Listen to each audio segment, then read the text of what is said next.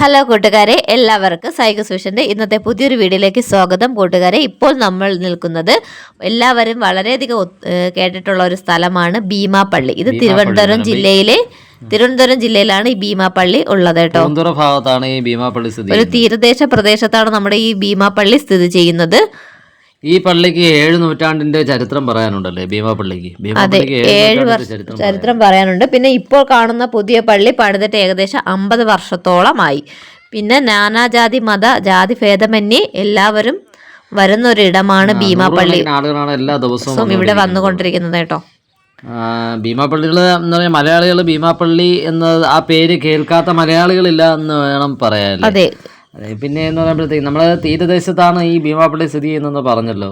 ഇത് റോസ് നിറത്തിൽ ചായം പൂശിയിരിക്കുകയാണ് അല്ലെ. ഇതിന്റെ ചുവരുകൾ കാണാൻ നല്ല ഭംഗിയാണ് കേട്ടോ. നമുക്ക് കാണുമ്പോൾ തന്നെ നല്ല ഭംഗിയുള്ള ഒരു പള്ളിയാണ് കേട്ടോ ഭീമാപള്ളി എന്ന് പറയുന്നത്. ഒരു ഉമ്മയുടെയും മകന്റെയും ത്യാഗത്തിന്റെ പ്രതീകമാണ് ഭീമാപള്ളി. ആ ഉമ്മയുടെ പേരെന്താണ്? ഭീമാ ബീബി. അറേബ്യയിൽ നിന്നും എത്തിയതാണ്. അറേബ്യയിൽ നിന്നും ഈ ഭീമാ ബീബിയും മകൻ മാലിക് അബൂബക്കറും ആദ്യം മാഹിയിലെത്തുകയും പിന്നീട് അവിടെ ഒരുപാട് പേർക്കൊക്കെ ചികിത്സയൊക്കെ കൊടുത്ത് മാറാ രോഗങ്ങളൊക്കെ മാറ്റി അവിടെ നിന്ന് മാറ്റി അവർ സഞ്ചരിച്ച് അവസാനം അവരെത്തിയെന്ന് പറയുന്നത് നമ്മുടെ തിരുവിതാംകൂറിൽ. അന്നൊക്കെ പണ്ട് കാലത്ത് തിരുവിതാംകൂറായിരുന്നല്ലോ, ഇപ്പോഴത്തെ തിരുവിതാംകൂറിലെ തിരുവല്ലത്ത് എന്ന സ്ഥലത്ത് എത്തിയിട്ടോ. അവിടെ അവർക്ക് ആ സ്ഥലം ഇഷ്ടപ്പെട്ട് അവർ അവിടെ താമസിച്ചു. അവരുടെ ചികിത്സ തുടർന്നു. അപ്പോഴത്തെ രാജാവാരാണ് അപ്പോൾ നമ്മുടെ തിരുവിതാംകൂർ ഭരിച്ചിരുന്നത് മാർത്താണ്ഡവർമ്മയായിരുന്നു. അതായത് അവർ അവിടെ വന്ന് ഉമ്മയും മകനും ഒരേപോലെ തന്നെ ചികിത്സിക്കാൻ കഴിവുള്ളവരായിരുന്നു കേട്ടോ. എത്ര മാറില്ല എന്ന് പറയുന്ന രോഗവും അവർ മരുന്ന് കൊടുത്ത് സൗഖ്യപ്പെടുത്തുകയും ഒരുപാട് പേർ അവരുടെ മതത്തിൽ ചേരുകയും ഒരുപാട് ആളുകൾ ഈ അവരുടെ മതത്തിൽ ചേരുകയും ചെയ്തു കേട്ടോ. അവരിലുള്ള ഒരു വിശ്വാസം കൊണ്ട് ഒരുപാട് പേർ മതം മാറി എന്നാണ് പറയുന്നത്. അപ്പൊ ഇതൊക്കെ ഇത് പുറത്തുനിന്ന് വരുന്ന ഒരാള് താമസിക്കുകയാണെന്നുണ്ടെങ്കിൽ എവിടെ ചെയ്യേണ്ടതെന്ന് പറഞ്ഞാൽ നമ്മുടെ തിരുവിതാംകൂർ ഭരണത്തിലാ. കാരണം ഈ ഉമ്മയും മകനും ഇങ്ങനെയൊക്കെ ഇവിടെ ഈ ചികിത്സയൊക്കെ ചെയ്യുന്നു എന്ന് അറിഞ്ഞപ്പോൾ ഇവിടെയുള്ള ഭരണാധികാരികൾക്ക് ഇതൊന്നും ഇഷ്ടമായില്ല. അതുകൊണ്ട് അവർ പറഞ്ഞു, വിദേശത്ത് നിന്ന് താമസിക്കുന്നവർ ഇവിടെ ഒരു കരം കൊടുക്കണമെന്ന് പറഞ്ഞു കേട്ടോ. നികുതി കൊടുക്കണമെന്ന് പറഞ്ഞു. അപ്പോഴവർ വിചാരിച്ചത് അങ്ങനെ ഉമ്മയുടെ മോനെ ഒരുപാട് അമിതമായ നികുതി ഏർപ്പെടുത്തിയിട്ട് അവരെ ഈ നാട്ടിൽ നിന്ന് അടിച്ചു ഓട്ടിക്കാം എന്നാണ് അവർ വിചാരിച്ചത്. പക്ഷെ അവര് പറഞ്ഞു ദൈവത്തിന്റെ നാട്ടിൽ നികുതി കൊടുക്കുന്നത് ദൈവത്തിന് മാത്രമേ കൊടുക്കുള്ളൂ എന്ന് പറഞ്ഞു. പക്ഷെ ഇതിന്റെ പേരിൽ അവർക്ക് ഒരുപാട് ദുഃഖങ്ങളും ദുരിതങ്ങളും അനുഭവിക്കേണ്ടതായിട്ട് വന്നു കേട്ടോ. എന്നിട്ടും അവർ എന്താ പറയുക, ഇവിടെ പിടിച്ചു നിന്നു. കാരണം അവരെ ആശ്രയിച്ച് വരുന്ന ഒത്തിരി ആളുകളുണ്ടായിരുന്നു. അവർ അറേബ്യയിൽ നിന്ന് ഇവിടെ എത്താൻ തന്നെ കാരണം അവർക്ക് അവരുടെ അള്ളാഹു സ്വപ്നത്തിൽ ദർശനം കൊടുത്തിട്ടുണ്ടായിരുന്നു. ഇന്ത്യയിലേക്ക് പോകാം, നിങ്ങളുടെ ആവശ്യം ഇന്ത്യയിലുണ്ട് എന്ന് പറഞ്ഞിട്ടാണ്. അവരുടെ അള്ളാഹുവിൻ്റെ വാക്കനുസരിച്ചാണ് അവർ നമ്മുടെ ഇന്ത്യയിലേക്കും കേരളത്തിലേക്കും എത്തുന്നത്. അതുകൊണ്ട് അവരിവിടെ തന്നെ നിന്നു. ആ ഉമ്മയുടെ മകൻ മാലിക്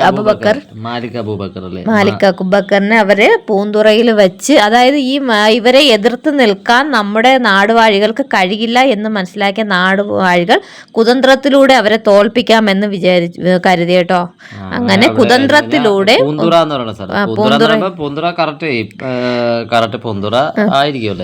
പൂന്തുറയിൽ വെച്ച് അവിടെ വെച്ചാണ് ഈ മകനെ കഴുത്ത് വെട്ടിക്കൊല്ലുന്നത്. മകനെ അവിടെ വെച്ച് തന്നെ അദ്ദേഹം ധീര രക്തസാക്ഷിത്വം വഹിക്കുകയും ചെയ്തു.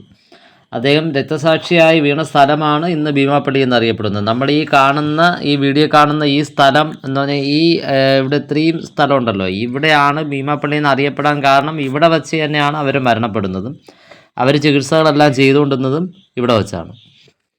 അപ്പോൾ ഇവിടെ തന്നെ ഒരു കിണറുണ്ട്. ഒരു കിണറുണ്ടോ? പിന്നീട് ഒരു കിണർ കൂടെ പണിതു. പിന്നെ അല്ലാതെ കിണർ പണിഞ്ഞു. ഒരു കിണർ പിന്നീട് പള്ളിയിലെത്തുന്നവർ ഈ കിണറ്റിൽ നിന്ന് വെള്ളം കുടിക്കുകയും കുളിക്കുകയും ഒക്കെ ചെയ്യും. ഈ വെള്ളത്തിന് ഔഷധ വീര്യമുണ്ടെന്നും മാറാവ്യാധികൾ മാറ്റാനുള്ള കഴിവുണ്ടെന്നും വിശ്വസിക്കുന്നു. മകന്റെ മരണം ഭീമാ ബീവിയെ ഏറെ തളർത്തിയല്ലേ. മകന്റെ വിയോഗത്തിന്റെ 41-ാം നാൾ ഉമ്മയും ഈ ലോകത്തോട് യാത്ര പറഞ്ഞു. അതായത് ഈ പള്ളിയിൽ ഇപ്പൊ 2 കിണർ വരാൻ കാരണം ഒരു കിണറ്റിൽ നിന്ന് ഇങ്ങനെ വെള്ളം കുടിക്കുന്നത് തിരക്ക് കൂടുതലായതുകൊണ്ട് പിന്നീട് പണിതതാണ് കേട്ടോ. ഈ മകൻ മരിച്ചു വീണ സ്ഥലത്താണ്, അതായത് മകനെ വെട്ടിക്കൊന്ന ആ ഒരു ശരീരം കുളിപ്പിക്കുന്നതിന് വേണ്ടി അന്ന് വെള്ളമില്ലായിരുന്നു. അപ്പോൾ ഉമ്മ ആ മണലിരുന്ന് കൊണ്ട് അവിടെ കൈവച്ച് തോണ്ടിയപ്പോൾ വെള്ളം കണ്ടു. ആ വെള്ളം എടുത്താണ് മകൻ്റെ ആ ബോഡി കഴുകിയെന്നാണ് പറയുന്നത്. അതുകൊണ്ടാണ് ആ സ്ഥലത്താണ് ആ കിണർ രൂപപ്പെട്ട് വന്നത്. ആ മകൻ മരിച്ചു വീണ ആ സ്ഥലത്ത്. അതുകൊണ്ടാണ് കൊല്ലപ്പെട്ട സ്ഥലത്ത് തന്നെ രണ്ടുപേരെയും കബറടക്കി. ഈ പള്ളിയിൽ ഇവിടെ ഭീമാ പള്ളിയിൽ തന്നെ ഈ രണ്ടുപേരെയും കബറടക്കി. അവിടെ തന്നെ അതുകൊണ്ടാണ് ഈ സ്ഥലത്തിന് ഭീമാ ബീബിയുടെ പള്ളി, ഭീമാ പള്ളി എന്ന പേര് കിട്ടുന്നത് ഈ പള്ളിക്ക്. ചെറിയ പള്ളിയാണ് ഇതൊരു. പിന്നെ പ്രധാന പള്ളിയുടെ ഉണ്ട്, അത് ചെറിയൊരു പള്ളിയുണ്ട്. കല്ലടി ബാബയുടെ കബറാണ്. കല്ലടി മസ്താൻ എന്നാണ് യഥാർത്ഥ പേര് കേട്ടോ. ആരാണെന്നും അറിയത്തില്ല, എവിടെ നിന്ന് വന്നെന്നും അറിയത്തില്ല.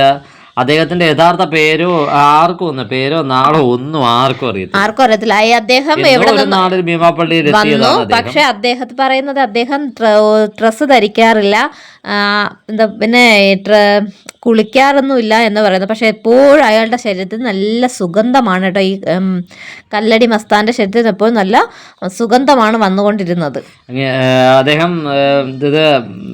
അദ്ദേഹത്തിന്റെ ഭാഷ വിചിത്രമായിരുന്നു. ഭാഷ ആർക്കും മനസ്സിലാകത്തില്ല കേട്ടോ.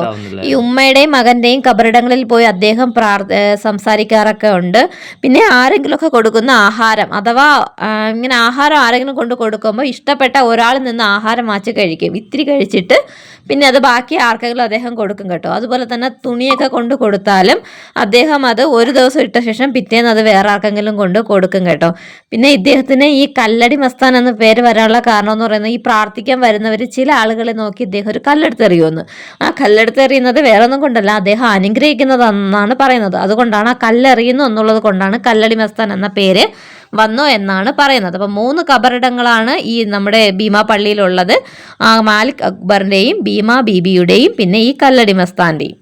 പ്രധാനം ഇവിടെ പിന്നെ ഒരുപാട് നേർച്ചകളൊക്കെ ഉണ്ട് കേട്ടോ. ചന്ദനത്തിരി നിങ്ങൾ ഈ വീഡിയോയിൽ കണ്ടുകൊണ്ടിരിക്കുന്ന ആട്, പിന്നെ ഒരുപാട് ആടും ആട്ടിൻകുട്ടികൾ അങ്ങനെ ഉള്ളത് ഒരുപാട് ഇത് അവിടെ അങ്ങനെ ഫ്രീ ആയിട്ട് അങ്ങ് നടക്കുന്നുണ്ടല്ലേ. മീനൊക്കെ ഒരുപാട് കളിക്കുന്നുണ്ട്. അടിപൊളി. അതിന്റെ ഇടയിൽ കൂടി തന്നെ നമ്മുടെ പ്രാവൊക്കെ നോക്കിയാൽ നമ്മൾ എവിടെ പോയാലും ഇങ്ങനെ കാണാം. നമ്മൾ ഈ ഏരിയയിലൊക്കെ എനിക്ക് തോന്നുന്നു ഇങ്ങനെ കൂട്ടത്തോടെ ഉള്ളത് എവിടെയുണ്ട്?